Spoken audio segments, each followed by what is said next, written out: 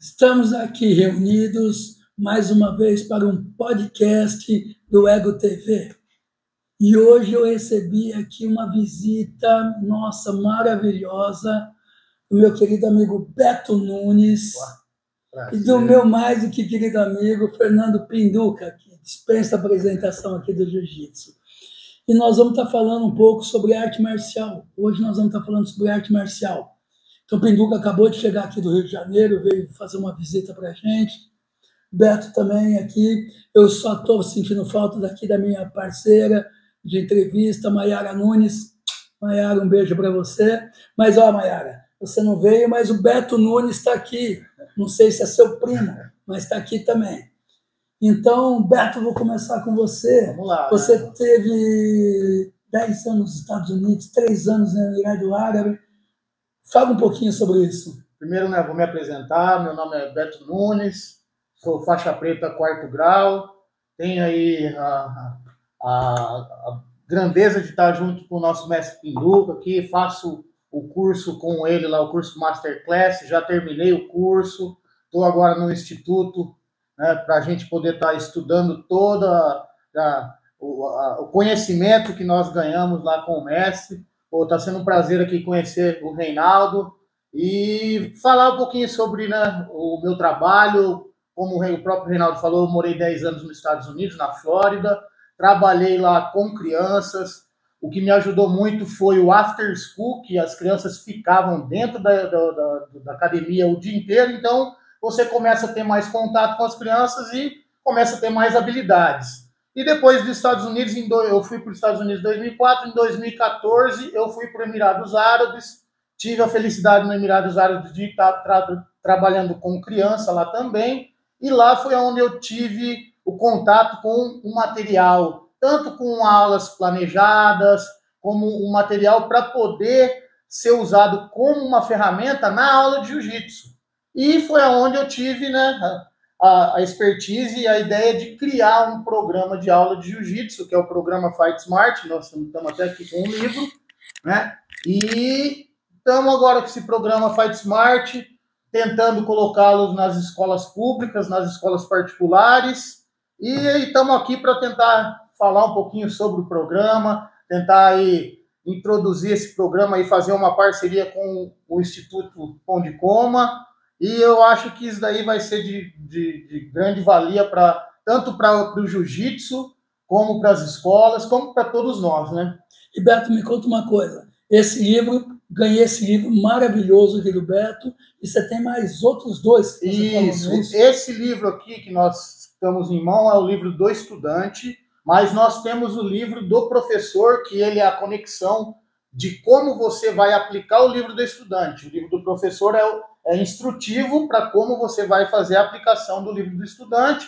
E temos um livro para crianças de 3 a 6 anos, que é o Brincando com Jiu-Jitsu, que é um livro muito lúdico e, além de tudo, esse material trabalha com a parte da história do jiu-jitsu, a parte geográfica, temos aí muitos termos em inglês das posições, das cores das faixas para as crianças. Elas aprendem toda essa parte da graduação, não só em relação a como é a graduação, a crescência da graduação. Começa da branca, vai até a verde para a criança.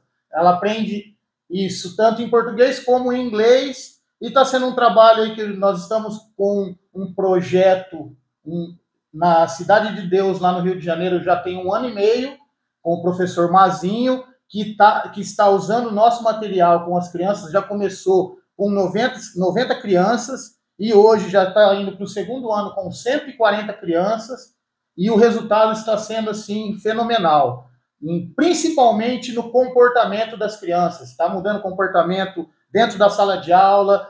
Tem pais que deram o speech deles falando sobre as crianças tendo um comportamento melhor dentro de casa, entendeu? E aí é onde a gente entende o tamanho da ferramenta que o jiu-jitsu e que nos possibilita estar aí, trabalhando de uma maneira que você está colocando o esporte e a educação juntos, entendeu? Então é uma coisa, para mim, é uma coisa grandiosa, e espero que isso aí se for uma coisa que o homem lá em cima está, né, tá desejando, isso daí, se Deus quiser, logo, logo vai estar em todas as escolas do Brasil. Por que não, né? E esse projeto, desculpam vocês hoje que eu estou sem voz, gravei ontem o dia todo, perdi a voz. Hoje nós estamos fazendo um esforço aqui, eu vou ser o que vai falar menos hoje aqui. Sem problema, Reinaldo. Mas esse problema de jiu-jitsu nas escolas é um projeto também que eu venho há muitos anos tentando colocar nas escolas públicas, principalmente, que na particular é fácil, que a gente é amigo que é dono de escola, a gente entra, arruma um tatame, menos faz. Burocracia, né? Só que na escola pública, nós encontramos aquele problema que o Pinduca daqui a pouco já vai falar disso também, que é a dificuldade de conseguir um tatame, dificuldade de estrutura na escola pública para que entre esse projeto. Em Campinas, eu já tenho 6 projetos lá com o Saulo, um abraço aí, Saulo, os meninos todos de Campinas, eu tenho uns 10 faixa preta lá, nós temos 8 projetos em escolas públicas já. Mas o tatame, a maioria das vezes, ou é de alguma ONG, ou é nosso. Então, tenho um vereador lá que também está nos apoiando. Então, assim a gente vai conseguindo andando nas escolas. E aqui em São Paulo, eu também estou tentando fazer isso. Então, chamei há um tempo atrás, encontrei com o Magal, abraço aí, Magal, que é o chefe de gabinete aqui da Prefeitura de Vila Mariana, junto com o prefeito, eu sou prefeito aqui de Vila Mariana também, um abraço, nosso querido subprefeito de Vila Mariana. E aí, o que aconteceu? Um dia nós estávamos conversando lá no Rio, na Pinduca. Primeiro, antes da gente entrar nesse negócio de escola, eu vou querer que o Pinduca fale um pouquinho dele aqui. Então, aqui dispensa a apresentação, mas mesmo assim, vamos deixar o Pinduca se apresentar, que o Pinduca é a lenda do jiu-jitsu, do MMA. Então, Pinduca, dá um abraço para a nossa galera aí. Eu sou o Fernando Pinduca é meu apelido de infância, né? Sou conhecido no mundo da luta dessa forma. Eu sou faixa vermelha de jiu-jitsu, 9º grau. Também sou professor de educação física, educador físico, e sou fisioterapeuta também, formado pela Universidade Gama Filho, e tive a oportunidade de introduzir o jiu-jitsu dentro da Escola de Educação Física da Universidade Gama Filho, e o jiu-jitsu se tornou uma disciplina no currículo da Escola de Educação Física. E nesse momento em que os professores cursavam a disciplina, eles tinham a oportunidade também de colocar no Colégio Gama Filho, que fazia parte do campus da Educação Física da universidade, a prática do jiu-jitsu como iniciação, né?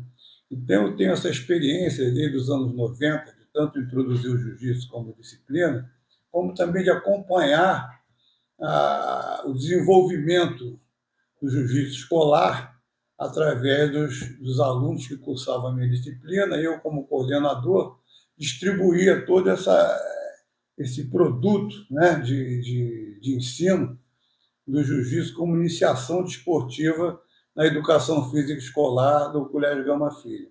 Que até então, o jiu-jitsu era visto só como o jiu-jitsu marcial ou de competição, nada ligado à educação, né, Pedro? O jiu-jitsu esportivo, né, são os campeonatos, as federações esportivas controlam essa parte, e a parte de combate, né? Marcial. A parte marcial, do vale tudo, dos desafios, das lutas. Vamos mandar um abraço para o Marco Rua, que afinal de contas deu um maior sufoco aí no Marco Rua, né, Marcão? Um abraço nosso para você aí. E do mestre Pinduca, um abraço mais apertado, que ele outro dia estava contando uma live aí, que ele falou, pô, achei que ia ser fácil, mas aquele cara pesa em cima de mim, que é uma coisa que presta. Já se passaram quase 40 anos, né? Nós estamos numa outra vibração, no outro caminho. Agora eu estou voltado mais para a parte do jiu-jitsu educacional terapêutico, né? Que forma uma pedagogia de ensino em cima da educação e das necessidades básicas de você desenvolver o jiu-jitsu para quem precisa, né? As pessoas que têm medo, fobias, têm distúrbios emocionais, que precisam de uma força interior para superar, né, todas essas dificuldades. Então, a superação dessas pessoas, desses problemas, né, psicoterapêuticos, o jiu-jitsu é uma grande ferramenta de de alcançar uma solução para esse problema, né? Então, eu já trabalhei com pessoas com vícios, com dificuldades de integração social, e o jiu-jitsu deu um jeito nisso. Mas também a parte educacional, que eu estava falando anteriormente, e que os alunos que cursavam lá nosso jiu-jitsu, na parte de educação física, dentro do Colégio Gama Filho, tiveram uma mudança comportamental assim, fora de série, né? Então, na reunião de pais, alunos, professores, os pais comentavam com a mudança comportamental das crianças em casa, os diretores também acompanhavam a mudança desses alunos na escola, no curso das matérias. Uns faltavam, outros começaram a ter uma frequência melhor. Então, é um acompanhamento que tinha, que comprovava uma eficiência muito grande, né, nessa questão de comportamental e de mudança de mentalidade dos alunos, né? Isso é muito bom. Então, o jiu-jitsu ele traz muitos benefícios para que as pessoas façam essas mutações, né? Tanto na área pedagógica, na área de ensino, na área de educação, na área cultural, comportamental e na parte também da saúde física e mental, né? O jiu-jitsu tem esse impulso e muita gente não tem esse conhecimento, né? Vê o jiu-jitsu só de uma forma de confronto. Só de arte marcial. Confrontos marciais, de esportivos, né? Essa parte educativa, terapêutica, né?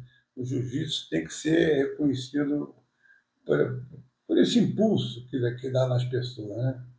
E graças a Deus a gente conseguiu nessa quinta edição da Condicoma, nós conseguimos juntar 120 grandes mestres lá, mestres e grandes mestres, e o que foi para mim assim uma coisa maravilhosa, onde encontrou você, o João Alberto, o Barreto, o Ataíde, o Mansur e todos os demais mestres, e nós estávamos comentando, Robson, mestre Robson, inclusive, nossa, eu sinto muita falta dele aqui, que foi meu parceiro aí nos últimos meses, antes dele falecer agora, mês passado, e o projeto dele era isso, ele queria muito isso, que a gente estivesse junto, fazendo essa parte do jiu-jitsu nas escolas, acabar com esse negócio só do jiu-jitsu na parte de luta e sim na parte educacional. João Alberto Barreto também, um abraço, João Alberto. João Alberto Barreto é o nosso grande mestre, né? Grande incentivador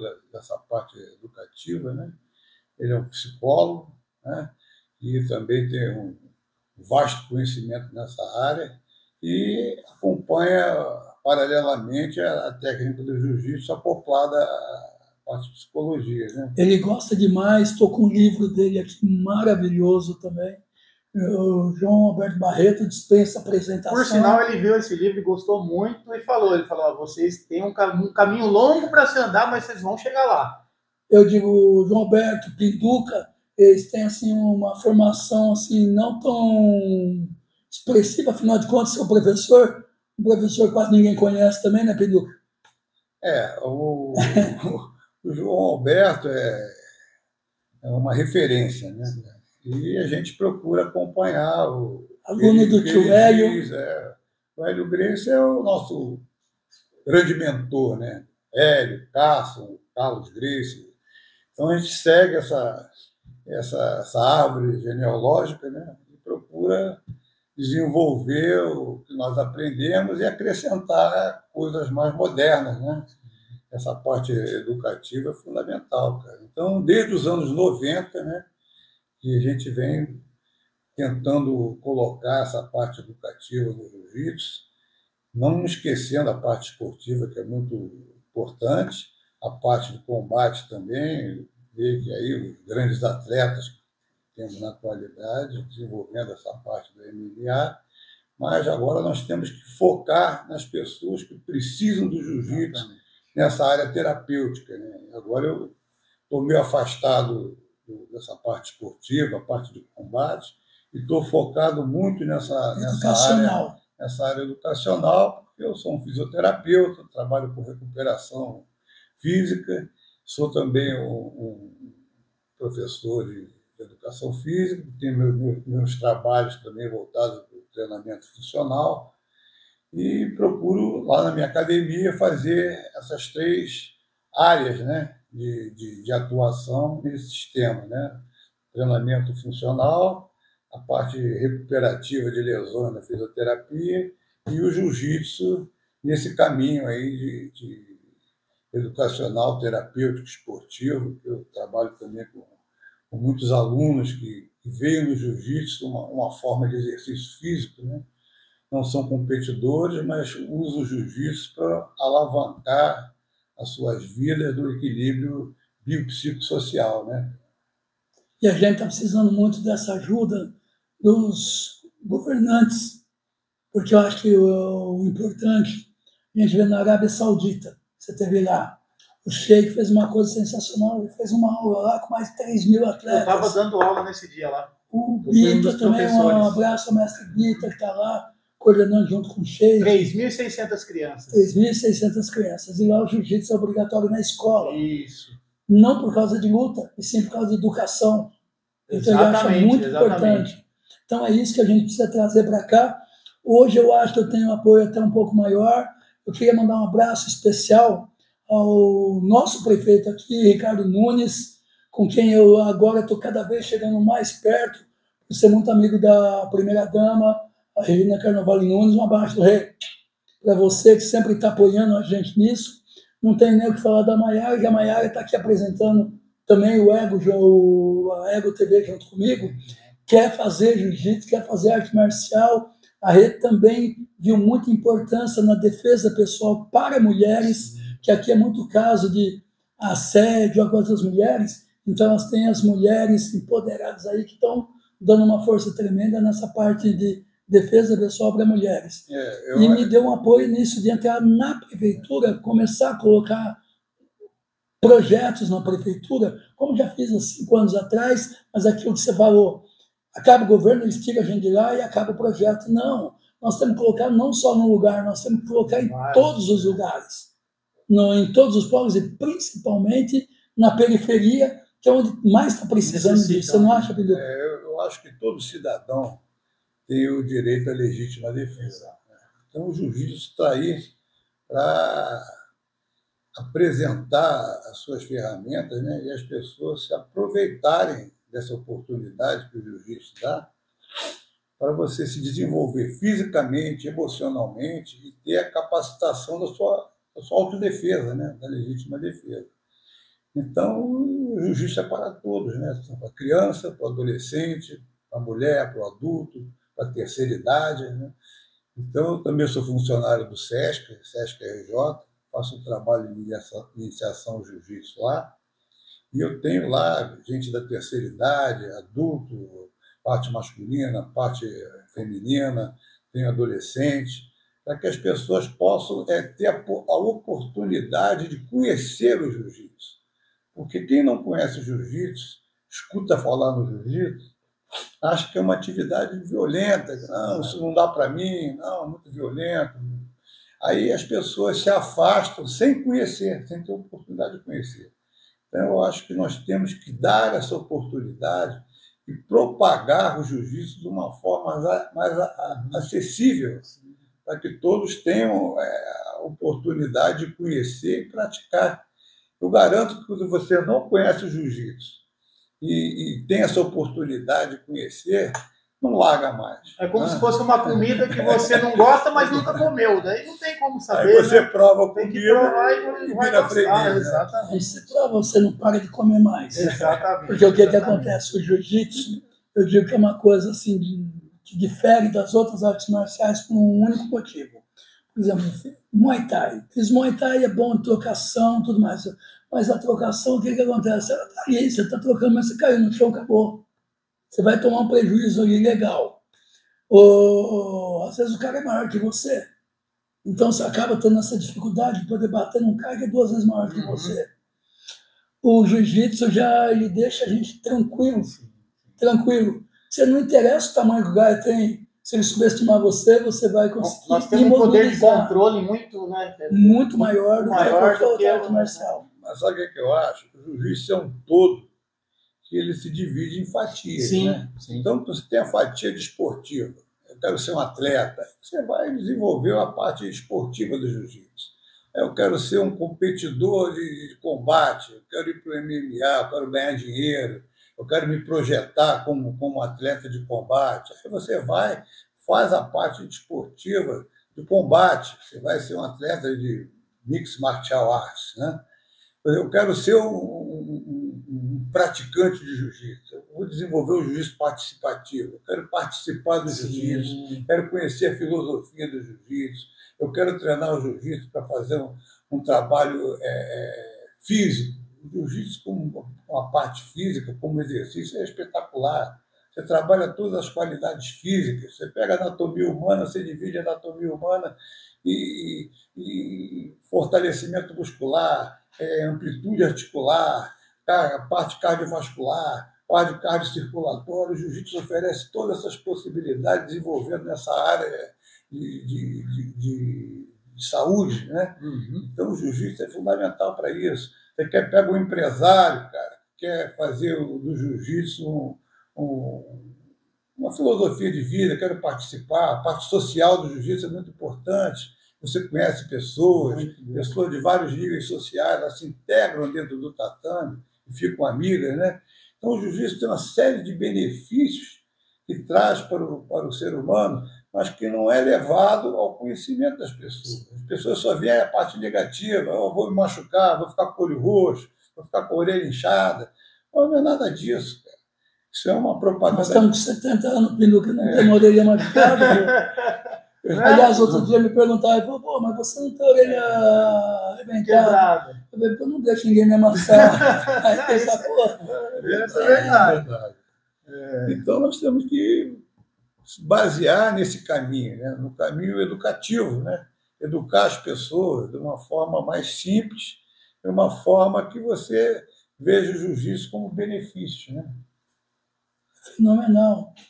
E qual a tua experiência lá na Arábia Saudita ou nos Estados Unidos? Emirados Árabes. É tudo igual, né? Tá um do lado do outro. Emirados Árabes, mas a Arábia Saudita e Emirados Árabes tem a diferença de local ali. Sim.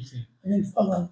Mas dessa parte do jiu-jitsu na escola. O que eu percebi lá, que a primeira coisa que foi muito interessante é em relação ao Sheik pegar e levar o jiu-jitsu para lá e colocar em todas as escolas. Ele não teve uma escolha e falou, não, vamos tentar. Por quê? A intenção dele é, como o próprio mestre está falando, usar o jiu-jitsu para uma formação da criança. Do caráter, entendeu? O jiu-jitsu sendo a ferramenta para deixar uma criança com a possibilidade de ter mais disciplina, educação, autoconfiança, entendeu? Então a gente vê ir lá, querendo ou não, é um país diferente, eles têm a cultura deles, eles têm a religião, até na parte biofísica eles têm algumas limitações, porque o homem usa candura desde criança.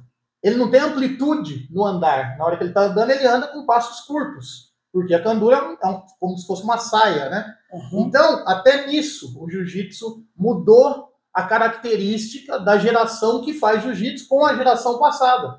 Eu ia brincar, foi agora quando sai a rodada para poder o passo mais rápido. Então, você vê o tamanho do benefício que o jiu-jitsu dá, não só nessa parte de comportamento, como até nessa parte de saúde, porque isso daí está trabalhando a saúde da pessoa. Parte anatômica, né? A pessoa que desenvolve as articulações, não consegue, as crianças, articular. Não é mentira, eles não conseguem nem correr direito, não conseguiam, né? Porque agora todos eles têm essa possibilidade de estar fazendo jiu-jitsu, né? Mas eles mudaram a vestimenta ou continuam? Não, eles usam a mesma vestimenta pela cultura, mas só abriram a saia do lado para poder correr mais. E o kimono tem a possibilidade de mudarem um pouco, né, o local de movimentação, tudo. Imagina, Pinduca, aquela sala com 3.000 crianças tendo aula ao mesmo tempo, e fazer uma coisa que não era comum na cultura deles. Exatamente. E aí, um dia nós até brincamos, mas aí o jiu-jitsu ajuda a parte do bullying na escola,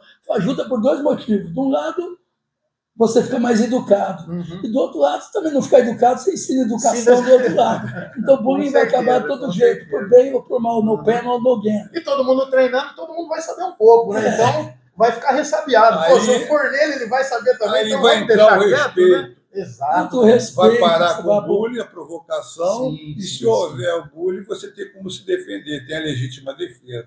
Então, o que acontece com isso? Eles vão entrar no equilíbrio, que não vai ter mais o bullying, e você não vai precisar mais se defender. O João Alberto Barreto está falando esses dias comigo, ele falou, olha o que acontece, você imagina se ninguém andasse armado, o jiu-jitsu é o que ia manter aquela igualdade, porque o cara é grande, ele vai olhar para o pequenininho e vai falar, caramba, se o cara faz jiu-jitsu, ele não vai se meter a besta com o cara, sem sabendo que o cara pode estar armado, que é a mesma coisa, o cara está armado ou não.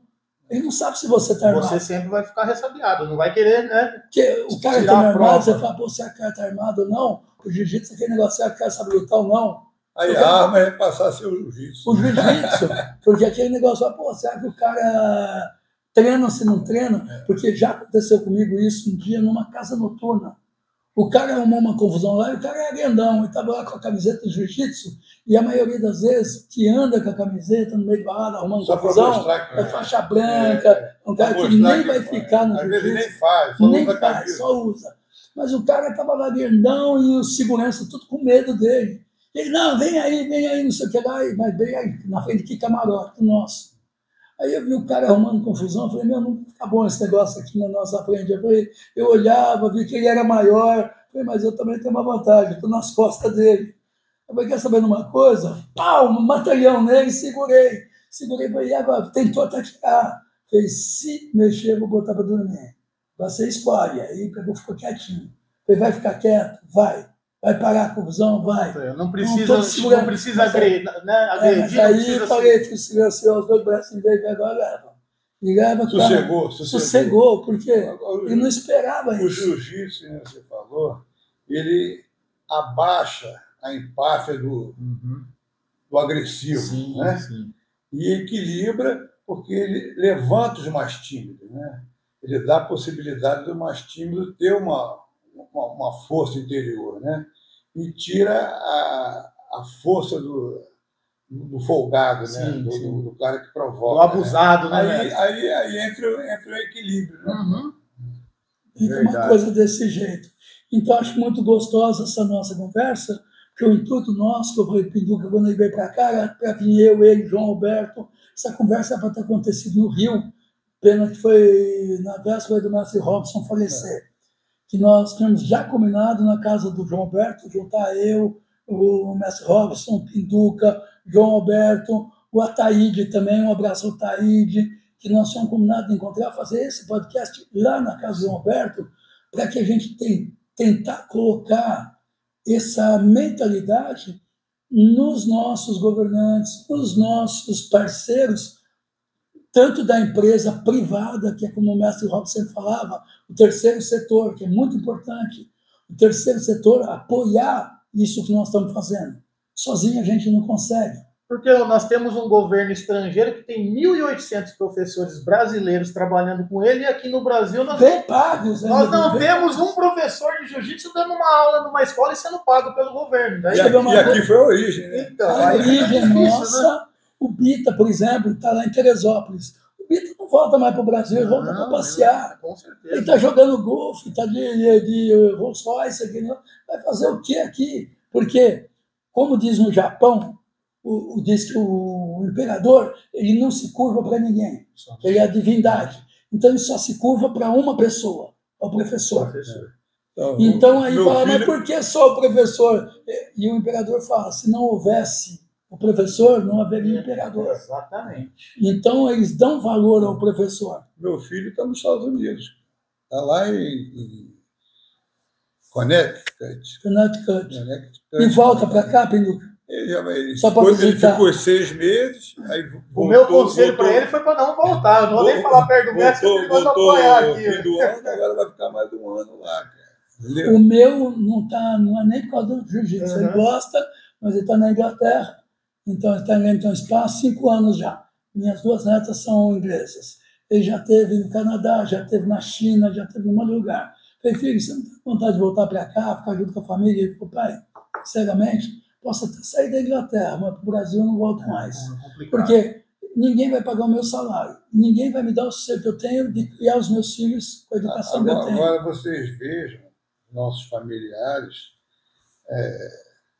saindo do país, ganhando a vida lá fora, sendo bem recebidos, e o nosso país não enxerga isso. Isso né? que é difícil. Nossos governantes têm que olhar essa situação. Por que está havendo esse êxodo de Pinduca, você já foi para fora. Já fui. Você já foi recebido lá como o quê? Como Deus. Porque você pega um faixa vermelha lá fora, é um Deus. Eles têm todo o carinho do mundo. E não é só lá fora. Eu fui, por exemplo, dar um seminário na Bahia, em Itatim. Eu não sabia nem onde era, 3 horas de Salvador. Eu cheguei lá, eu falei, caramba, meu, será que é comigo mesmo isso? Idolatrado por todo mundo ali. Eu falei, pô, eu vou na minha cidade, os caras não dão valor. Lá não, pô, o cara é 12 vezes campeão mundial, hoje 19 vezes campeão mundial. Aqui ninguém está dando valor. Um dos caras que foi meu instrutor, que eu falo, um amigo meu pop, está lá escondido na Califórnia. Ele falou, pô, os alunos são loucos para fazer aula com você. Eu falei, pô, você que me ensinou, caceta. Ele falou, pô, mas não é, você tem 19 títulos mundial, você tem coisa, e eu não tenho, eu estou aqui. Eu falei, pô, fala que você que me ensinou. Eu brinco com ele. Mas, porra, não é isso. Os caras aqui não dão valor. Lá, quanto mais velho, quanto mais graduado, eles têm aquele maior carinho com você. A Gama Filho me mandou para fora algumas vezes, né, para desenvolver o jiu-jitsu brasileiro, isso nos anos 90, em que a Europa não tinha jiu-jitsu lá, tinha outras modalidades. Então, eu dei seminário na Grécia, dei seminário na Suíça, dei seminário em Portugal, na Espanha, na França. E agora vou voltar para Portugal em setembro e já tenho um convite para ir para a Romênia, né? Vou para Portugal, Alemanha e Romênia. Então, eu fico vendo esse tour que a gente faz, vai e volta, porque eu, 70 anos, não tenho mais idade, não me sinto à vontade para começar uma vida em outro país. Né? O nosso problema é isso. Então, eu vou ficar por aqui, eu estou bem, tenho academia, tenho meus alunos, estou muito bem aqui, no jiu-jitsu, na minha profissão. Mas eu vejo a rapaziada mais nova indo embora e não querendo voltar. Mas toda vez que eu saí, fui muito bem recebido e estou sendo cogitado agora para Portugal de novo, vou para a Romênia, tenho um convite. E dessa vez ele vai com a faixa 10º grau ainda por cima. Pinduca, você tem noção de uma coisa? Há 3 anos atrás não existia isso. Não existia a possibilidade de alguém chegar perto numa faixa de 10º grau. E nem sendo honorífica, que foi o caso como eu comecei, a faixa honorífica. Uhum. Todo mundo perguntou a mim, você está graduando? O pessoal falou, eu não graduo ninguém. Eu dei uma faixa honorífica. Um reconhecimento ao trabalho. Que é o que ninguém faz. Mas agora o Pinduca, por exemplo, dessa última vez, ele recebeu não só a faixa honorífica, mas ele recebeu de 2 federações o 10º grau em vida, porque ele já tem idade, já tem tudo que ele precisa para ter o 10º grau também. Que antes só existia o 10º grau dos 5 irmãos Gracie, porque o Carlos Gracie um dia disse que só eles poderiam ter. Mas como todos estão falando agora, pô, ninguém é dono do jiu-jitsu. Então, na CBJJ, o 10º grau só está com os irmãos Gracie, o que já dá mudando. Cada federação tem seus conteúdos, seus métodos, né? Sim. Eu vejo a minha participação, agradecido pelo reconhecimento que é feito, mas a minha participação é desenvolver o jiu-jitsu cada vez mais para as pessoas que precisam, né? Então, eu viajo, dou meus seminários, levo a minha metodologia, para que as pessoas entendam o jiu-jitsu. O jiu-jitsu você aprende, mas também entende, né?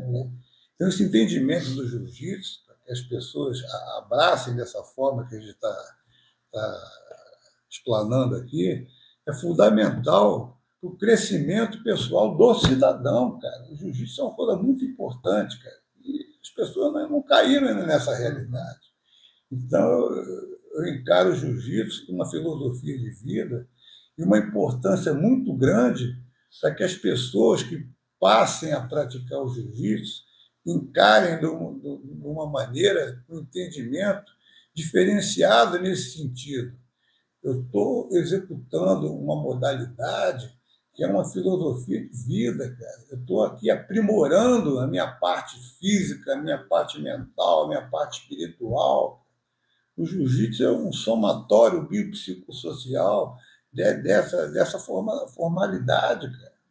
Entendeu? Então, o jiu-jitsu é uma coisa muito séria, cara. Eu estou no jiu-jitsu desde 12 anos de idade, cara. Estou com 70, então eu tenho 58 anos de jiu-jitsu ininterruptos. Então, eu posso explanar essa visão, porque eu acompanhei esse crescimento desde o início da primeira federação, criada pelo Hélio Gracie, em 1967, os primeiros campeonatos, a parte esportiva, e agora nós temos que implementar esse conteúdo educacional, terapêutico, de qualquer jeito, cara. Então, eu estou vindo aqui pedindo ajuda. Exato. A você, as autoridades aí governamentais, a iniciativa privada, para que abracem essa ideia. E graças a Deus que a gente conseguiu juntar esse pessoal com um pouco mais de cabeça, porque todo mundo era muito contra isso que nós estamos fazendo.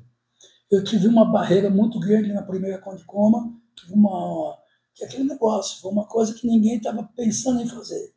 Hoje eles falam, que negócio, eles queriam ter tido a ideia antes e não tiveram. Mas o fundamento principal é isso, tornar o jiu-jitsu olímpico. Você imagina o jiu-jitsu numa Olimpíada, quantas medalhas seriam nossas do Brasil? Quantas medalhas? Mas por quê? Por causa de ego nós não vamos colocar, porque uma federação não se bica com a outra. Eu quero saber de federação, cada um ganha dinheiro com a sua federação. Eu quero, o que eu falei, vamos formar uma regra olímpica, um COJE, que é o que eu dei o nome, COJE, Comitê Olímpico de Jiu-Jitsu, para que a gente consiga levar para a Olimpíada o jiu-jitsu e que a gente consiga trazer esses ouros para cá. O jiu-jitsu dentro da Olimpíada, com certeza ele vai entrar dentro de todas as escolas. Com certeza. Só que nós não vamos, eu não sei se eu vou estar aqui, Pinduca também está com mais idade, a gente não sabe se a gente vai ver vai isso. Valorizar a modalidade. Né? Vai valorizar.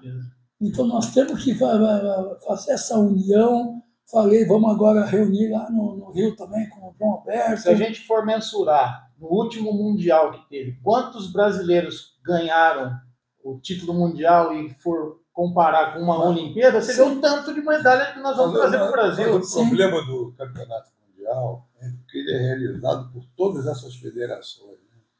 Então, se tem 10, 15 federações, você vai eu estou tirando por base o da IBJJF, né, mestre? Um campeão mundial de cada federação. Mas isso é realidade. Um campeão mundial de cada faixa, de cada categoria. Imaginou quantos campeões mundiais existem no planeta? Sim, existe, porque tem todas as faixas. Mas nós já falamos que, por exemplo, no caso da Olimpíada, tem faixa marrom, roxa, faixa preta. Sim. Então, não é nem questão de ser faixa preta. O cara precisa ser bom para estar numa Olimpíada. E pode ser, para mim, pode ser até faixa roxa. Você bater num faixa preta do outro país também é bom. Escolhido como o melhor daquela categoria. Na categoria, exatamente, independente. Afunilar, que o cara pode ser até faixa azul. Sem bater no preta, sem bater no preta, ele é o melhor atleta da categoria. Sim. Então, ele vai representar o Brasil nessa categoria. E aí eles que segurem lá para ver quem é que vai segurar o nosso atleta. Então, acho que é isso que tem que acontecer. Ninguém vai aguentar ver uma luta 10 minutos. Porque 10 minutos, o que acontece 10 minutos? O cara fica enrolando. Porque se for ver mesmo, se for fazer 5 lutas 10 minutos, nossa, vai morrer antes de acabar a primeira luta. Porque eu mesmo, estou dizendo quantos anos chego, bate a mão, e aí fica ali, quando você dá uma primeira punição, você começa a ameaçar de lutar. Tomou a segunda, aí você fala, porra, agora nós vamos ter que começar a lutar. Ir, né? Mas não tem jeito, fazer uma coisa mais rápida. Se a luta for, vamos dizer, em 5 minutos, você vai ficar enrolando? Dinâmica. Não. Vai ser muito mais dinâmica. Acabar rápido. Você vai ter que acabar rápido, porque senão você tomar um golpe, você não vai ter tempo de sair. Exatamente. Então você vai ter que ir para cima do negócio. Então a luta vai ficar mais bonita e dinâmica de se ver. E para se entender vai ficar melhor também. Mais fácil. Não tem que ter tanta complicação. Mas a regra vai ser de que federação? Nenhuma. Vai ser do COJE. A gente vai pegar as melhores pontuações de cada coisa e fazer, o jiu-jitsu olímpico é desse jeito. Você continua fazendo na sua federação do jeito que você quer, sim, na sua você continua do jeito que você quer. Vai lutar na Olimpíada? É assim que tem que lutar. E assim são com todas as modalidades. As olímpicas, né? Tem coisa que na Olimpíada não pode. Não pode usar doping, não pode fazer isso, não pode... Então tem que seguir regras. Então nós vamos ter que seguir as regras. Então a gente ensinar isso já de forma regrada. E talvez até nesse jiu-jitsu escolar, fazer uma coisa mais olímpica. Você imagina uma criança que começar com 6 anos de idade, 5, 6 anos de idade, aprendendo já o jiu-jitsu olímpico. Olímpico, teoria do jiu-jitsu. Teoria do jiu-jitsu. Ele sabe. Então ele vai sair completo. Faixa preta e pergunta a história quantos pontos, de hoje o que dá 4 pontos. O cara fica olhando, fica pensando, não sabe o que dá 4 pontos. E se perguntar sobre a história do jiu-jitsu, então, daí que ele não sabe menos ainda. Ué, o professor tem que ser um educador. Exato. Essa é a grande questão. Né? Não é ensinar o cara a bater, o professor que se torna professor vindo de ser atleta é um caminho. Agora, o professor educador tem que ter preparo. O que aconteceu comigo quando eu cheguei no Brasil e nós fizemos esse livro, porque esse livro não é de autoria só minha, eu tenho um educador, o Beto Cavalari, que é uma pessoa muito inteligente, um cara fenomenal, que foi uma pessoa que me ajudou muito em cima desse livro. Em relação à parte educacional, você vê, hoje em dia você pega uma criança que está fazendo um jiu-jitsu regular, um jiu-jitsu de academia, ele vai ter a possibilidade de estar aprendendo as posições. Com um material desse, a criança vai saber da onde o jiu-jitsu veio, já vem a parte geográfica, ele vai saber sobre a história do jiu-jitsu. Como eu já falei, esse livro tem um pouco do inglês, é um livro bilíngue. Então, você vai fazer uma criança mais completa, como a própria BNCC, que ele segue, a BNCC, né, que é a Base Nacional do Currículo Comum, nós vamos ter um desenvolvimento pleno da criança. Entendeu? Então, não é uma criança que está desenvolvendo só a parte física, ela está desenvolvendo a parte cognitiva, ela está aprendendo coisas novas. Você pega uma aula que eu aplico esse livro nas minhas aulas com criança de 5 anos. Aí eu vou explicar para a criança quem é o Jigoro Kano e o Konde Koma e quem é o Carlos Gracie e o Hélio Gracie, mas primeiro eu tento explicar para eles que Japão e Brasil é um país, que o Japão é menor que o Brasil, que são as várias ilhas, que o Brasil é um país gigantesco, e com aquela ludicidade. E aí depois eu já vou chegando no Jigoro Kano. Então, você vai fazendo sequências, né, de ligações que a criança ali, ela está aprendendo a lutar, ela está aprendendo a história, ela está aprendendo a geografia. E outra, que foi quando eu comecei a falar, eu até me perdi um pouco. Quando eu cheguei, eu fui fazer o livro, a primeira coisa que eu fiz, fui lá e me inscrevi numa faculdade de educação física. Estou terminando agora esse ano licenciatura em educação física. Por quê? É como o mestre falou, eu tenho que ser um educador, não somente um lutador que virou um professor, porque hoje em dia o cara pega a faixa preta e ele se intitula professor de jiu-jitsu. Uma então, coisa que você falou, né? muito interessante. Eles falam assim, pô, mas tem um cara aí que diz que ele é o professor de... Não é só ser o professor, o lutador. Então tem professor que não consegue falar. Sim. Então acho que a gente vai dar aula, a gente tem que ter um mínimo de base, tem que estudar, um preparo. Agora, o cara não sabe escrever, não sabe falar, e vai estar ensinando. Então eu digo, às vezes fala assim, pô, mas você não tem essa escola ou aquela. Não, eu sou doutorado em arte marcial e educação física. Então estou dizendo isso para poder dar aula, sim, independente de ser jiu-jitsu, muay thai, ou seja o que for a arte marcial. Porque é transmitir, saber transmitir, como o Pinduca. Pinduca saber transmitir, ele sabe o que vai acontecer uma lesão no corpo, sabe como cuidar daquela lesão no corpo. Exatamente. Não é só o bater na pessoa. Você tem que prevenir as coisas, saber o que vai acontecer, o que não vai acontecer com a pessoa. O que eu acho importante, que ele me deu esses livros também, eu li com muito cuidado os livros dele, eu acho que o professor, o educador, ele tem que ter a consciência para dar aula para a criança, os domínios. Domínio afetivo, domínio cognitivo e o domínio psicomotor. Então, isso aí, para a aula de criança, é muito importante que você tenha conhecimento da divisão das faixas etárias. Né? Então, a faixa etária para a criança E esses domínios afetivo, cognitivo, psicomotor tem que estar dentro do contexto cultural desse professor educador. Senão ele vai botar os pés pelas mãos e as crianças vão sair de lá totalmente fora, desconectadas, vão se machucar, entendeu? Vai haver o excesso de força de uma criança sobre a outra, entendeu? Então, se o professor não tiver esse conhecimento técnico, científico, para você abordar esse lado educacional, dividindo as faixas etárias, que começa de 3, 4, 5, 6 anos, depois 7, 8, 9, 10, depois 11, 12, 13, 14, 15, 16. Então, você divide em mirim, infantil, infanto-juvenil, juvenil, depois adulto. Se você não souber dividir as faixas etárias, não tiver o domínio psicomotor, cognitivo e afetivo, você vai botar os pés pelas mãos. Cada um vai reagir diferente, né, Mestre, com o aprendizado que eles vão ter. A criança leva um estrangulamento pelas costas, sente aquela fobia, fica asfixiada. Vai querer treinar nunca mais.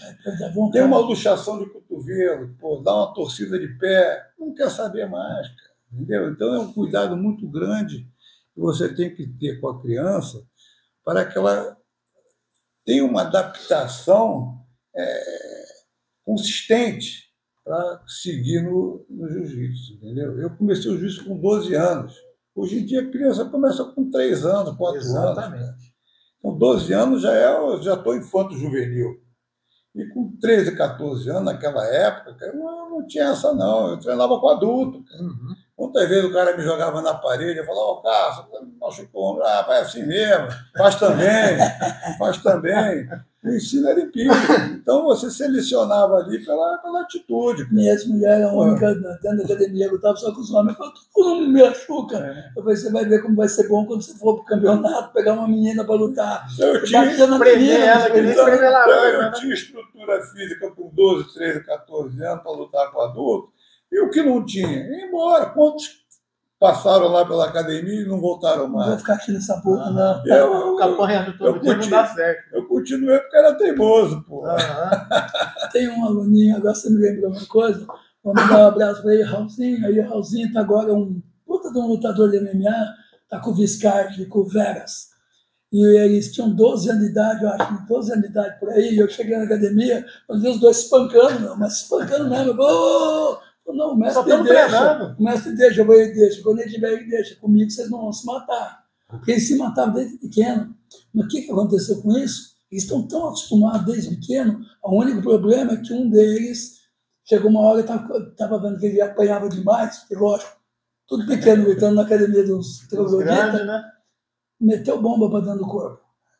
Aí chegou um dia lá, passou mal. Aí que está o perigo. Aí nós chamamos a atenção. Professor educador, que vai observar isso e vai interferir. Aí nós olhamos, chamamos ele do lado, estava até o Edmundo, que era a polícia do choque, a preta excelente, falou, vem cá, vamos conversar.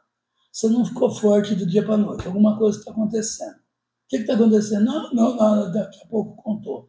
Na outra academia, ele reclamava que ele era muito magrinho, foi lá, deram bomba para o moleque com 12 anos de idade. Quem foi que deu essa bomba? Sim, aí fomos atrás, não queria contar quem era, mas como é que você vai dar uma droga para um moleque de 12 anos de idade? Só porque ele quer ser mais forte que o jogo. Ficou um monstro? Ficou. Pergunta se ele aguentou 2 minutos lutando. Não. Tremeu. Começou a passar mal ali, tremeu ali no meio da coisa. Adiantou isso? Não. Você antes era mais magrinho, dava conta de tudo que tinha direito e não passava mal. E os efeitos colaterais? Sim. Hoje não. Um mega atleta ele não precisa disso, ficou forte naturalmente. Ele cresceu no meio da arte marcial e é muito bom. Então não precisa disso. A gente precisa botar na cabeça, não precisa de droga para lutar. Não precisa de bomba para lutar. Se for para a Olimpíada, não vai, né? Aí, vai passar pelo... Não vai passar pelo doping. Não vai passar pelo... Você quer ver uma das coisas que eu vi? Não lembro o ano certinho, mas um amigo nosso falou, vou lutar a última vez na faixa azul, tinha acabado de pegar a roxa. Eu, pô, mas que faixa roxa? Não, vou amassar esses azulzinhos. Fiquei na minha. Foi pro campeonato. Já pegou logo no começo o absoluto. Chegou no absoluto, pegou um japonesinho pequenininho. Ele foi botar um moleque, sentou no chão. Eu falei, meu, você vai sentar no chão com um cara de 120 quilos em cima, meu? Daí a pouco eu via só ele voando para um lado, voando para o outro, voando, tomou um pau. Tomou um pau. Adivinha quem era? Paulo Miau. Não estava começando. Estava começando. Aí, ó, mas se eu olhar para o Juninho voando, eu falei, pô, o cara é forte pra caramba, arrancou meu dente uma vez na academia. Eu falei, meu, parecia mas estava voando para tudo quanto é lado, tomou um pau. Não apareceu na academia durante um mês. Você imagina ele faixa roxa, outro era azul. Pequenininho, ele grandão, e tomou um pau, porque ele não precisa de tamanho. O Paulo Miau, quem é? O ícone também do jiu-jitsu, um pouco no lutador. Sim. Mas começou criança. Então, aquele negócio, você vai ver os moleques voam aí. Verdade. Então, grandes coisas desse jeito. Então, vamos tentar fazer com que a gente consiga, divulgando essa nossa história, né, Vinduca? Que alguém venha nos apoiar, venha tentar se interessar por esse projeto do jiu-jitsu nas escolas.